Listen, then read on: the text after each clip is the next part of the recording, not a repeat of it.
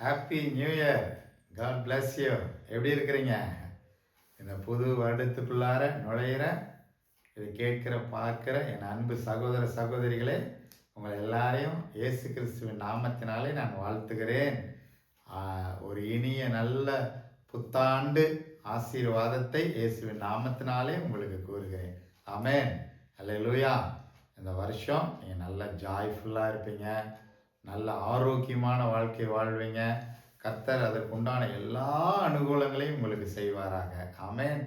ஆமாம், உங்கள் ஃபேமிலியோட கர்த்தர் உங்களை நல்ல ஆசீர்வாதமான ஒரு ஆண்டுக்குள்ளாக கர்த்தர் உங்களை நடத்தி உங்களை மகிழ்விப்பாராக என்று நான் ஆசீர்வதிக்கிறேன். ஆமென்.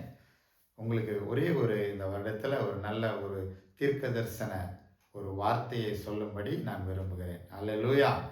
ஒரு நல்ல ஆலோசனை பார்க்கலாமா? எடுத்துக்கொள்ளுங்க. ஏசாயா 44வது அதிகாரம் 21, 22 வசனங்கள் படிக்கலாமா? என் கூட படிக்கிறீங்களா? யாக்கோபே, இஸ்ரவேலே, இவைகளை நினை. நீ என் தாசன், நான் உன்னை உருவாக்கினேன். நீ என் தாசன். இஸ்ரவேலே, நீ என்னால் மறக்கப்படுவதில்லை. உன் மீறுதல்களை மேகத்தைப் போலவும் உன் பாவங்களை கார்மேகத்தைப் போலவும் அகற்றிவிட்டேன். என்னிடத்தில் திரும்பு, உன்னை நான் மீட்டுக் கொண்டேன். என்ன ஒரு அழகான ஒரு வாக்குத்தத்த வார்த்தை பார்த்தீங்களா? அல்லேலூயா. இதை உங்களுக்கு கர்த்தர் இந்த வருஷத்துக்கு உண்டான ஒரு ப்ரொஃபட்டிக் வேர்டாக சொல்லும்படி கர்த்தர் என்னோடு பேசினார். ஆமென். பாருங்க, இதில் ஒரு 4 காரியங்களை ஆண்டவர் உங்களோடு பேசுகிறார். அதில் ஒன்று பாருங்க, என் தாசன், நான் உன்னை உருவாக்கினேன். நீ என் தாசன். ரிப்பீட்டட்லி காட் சேஸ், நீ என் தாசன். அது ஆங்கிலத்தில் கூட சர்வன்ட்டுன்னு இருக்கு, தமிழில் ரொம்ப அழகாக இருக்கு பாருங்களேன். நீ என் தாசன், நான் உன்னை உருவாக்கினேன். இந்த வருஷம் முழுவதும் எதை ஞாபகம் வச்சுக்கிறீங்களோ இல்லையோ, நீங்கள் மறக்காமல் ஞாபகம் வச்சுக்கொள்ள வேண்டியது ஒன்று. அவர் சொல்கிறார், இந்த வருஷம் முழுவதும் நான் உனக்கு தகப்பனும் நீ எனக்கு பிள்ளையுமாய் இந்த வருஷத்தை நாம் கடக்க போகிறோம். அல்லேலூயா. அப்போ இதுக்கு முந்தின வருஷத்தில் அப்படி இல்லையா? இல்லை, நீங்கள் பிறந்ததுலேருந்து அப்படி தான். ஆனால் மறுபடியும் அதை ப்ரொஃபட்டிக்காக உங்களுக்கு ஒரு விஷயம் நினைவு கூறுகிறார். இந்த வருஷம் எல்லா உறவை காட்டிலும் நான் உனக்கு அப்பாவா, நீ என் பிள்ளையா நம்ம இருக்க போறேன்னு சொல்றாரு. இஸ்ரவேலே, யாக்கோபே, இஸ்ரவேலே, நீ என் தாசன், நான் உன்னை உருவாக்கினேன். இந்த வார்த்தை வச்சு தான் சொல்றேன். அவர் உன் தகப்பனாக, உன்னை உருவாக்கினவராக, நீ என் தாசன், உன்னை பிள்ளையாக இந்த வருஷம் ஒரு நல்ல ஒரு ஃபாதர் சன் பாண்டிங்ல அவர் தகப்பன், நீங்கள் அவருடைய பிள்ளைகள் என்கிற ஒரு அழகான பந்தத்துக்குள்ள இந்த வருஷம் முழுவதும் நான் உன்னை நடத்தி கொண்டு போவேன்னு சொல்றாரு. நீங்க ஒன்று பாருங்களேன், ஒன்று யோசிச்சு பாருங்க. அவர் நம்முடைய தகப்பனா இருந்தா நமக்கு எதிராக யார் நிற்க முடியும்? உங்க தகப்பன் ஒரு சாதாரண ஒரு பவர்ஃபுல் போஸ்டிங்ல இருந்தாலே இந்த உலகத்துல அவங்களுக்கு எவ்வளோ ஒரு பெரிய பாக்கியமா அதை நினைக்கிறாங்க. வானத்தையும் பூமியும் படைத்த சர்வ வல்லவர் சொல்லுகிறார், இனி நீ அந்தப்படி பயப்படுவதற்கு திரும்பவும் பயத்தின் ஆவியை அல்ல, அப்பா பிதாவே என்று கூப்பிடத்தக்க புத்திர சுவிகாரத்தின் ஆவியை நான் உனக்கு கொடுத்திருக்கிறேன் என்று சொன்ன அந்த வார்த்தையின்படி நான் உன் தகப்பன், நீ என் பிள்ளை என்று இந்த வருஷம் முழுவதும் நம்ம ஒரு ஃபாதர் சன் ரிலேஷன்ஷிப்ல இருக்க போறோம்னு சொல்றாரு. சந்தோஷமா இனி எதை குறித்தும் கவலைப்படாதீங்க. 2வதாக ஒரு வார்த்தை சொல்லுகிறாரு, அவர் நம்முடைய பாவங்களையும் மீறுதல்களையும் மேகத்தை போலவும் கார்மேகத்தை போலவும் அகற்றி விட்டேன்னு சொல்றாரு. இந்த வருஷத்துல நுழையிற ஒவ்வொரு பிள்ளைகளையும் கர்த்தர் பார்த்து சொல்றாரு, நோ மோர் கில்ட்டி கான்சியஸ். இனி உனக்கு குற்ற மனசாட்சி வேண்டாம்.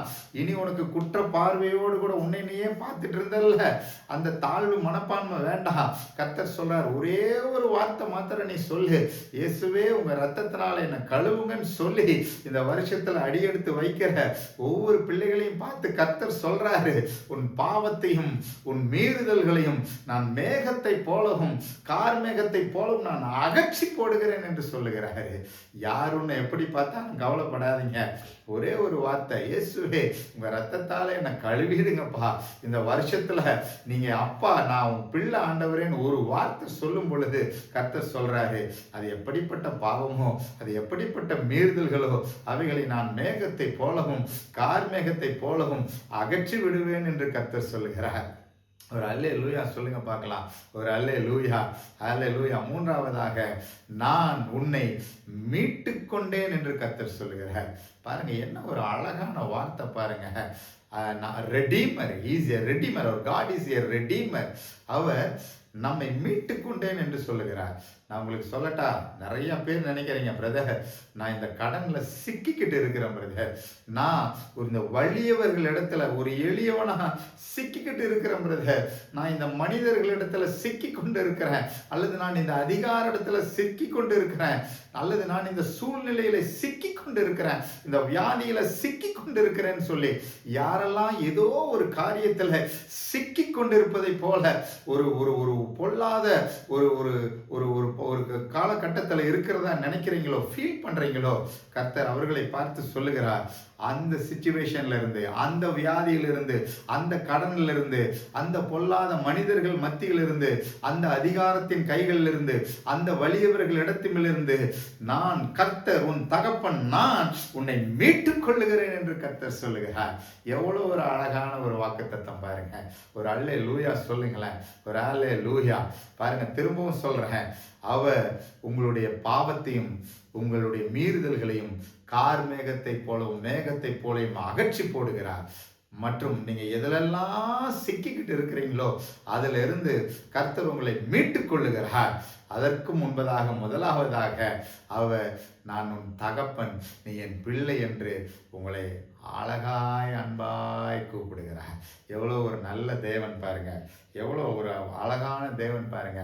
கடைசியா சொல்றாரு, அதே அந்த 2 வசனங்களுடைய அதே பகுதியில, நீ என்னால் மறக்கப்படுவதில்லை. நினைச்சு பாருங்க, இந்த உலகத்துல தாய் மறந்தாலும் நான் உன்னை மறவேன் என்று சொல்கிற கர்த்தர் உங்களோடு கூட இருக்கிறார். நிறைய பேர் நினைக்கிறீங்கல்ல, உங்களுக்கு அன்புக்குரியவர்கள் மறந்துட்டாங்கன்னு நினைக்கிறீங்கல்ல, இந்த மனிதர்கள் என்னை மறந்துட்டாங்க, என் உறவு என்னை மறந்துருச்சு அப்படின்னு நினைக்கிறீங்கல்ல, உங்களை என்றென்றும் மறவாத, எப்பொழுதும் மறவாத, இமைப்பொழுதும் மறவாத கர்த்தர் சொல்லுகிறார், இந்த வருஷம் முழுவதும் நான் 24/7 நான் உன்னை நினச்சிக்கிட்டே இருப்பேன்னு சொல்கிறேன், நினச்சிக்கிட்டே இருப்பேன்னு சொல்கிறேன். நிறைய பேர் ரிஜெக்ஷனில் இருக்கிறீங்க. என் அன்பு சகோதரன், என் அன்பு சகோதரியே, என்னை மறந்துட்டாங்க பிரதர், என்னை மறந்துட்டாங்க இவங்க, ஐயோ நான் எவ்வளோ இவங்களுக்கு உதவி செஞ்சேன், என்னை மறந்துட்டாங்க, நான் எவ்வளோ இவங்களுக்கு உண்மையாக இருந்தேன், நான் மறந்துட்டாங்க, எவ்வளோ இவங்களுக்காக ஹார்ட் ஒர்க் பண்ண என்னை மறந்துட்டாங்க.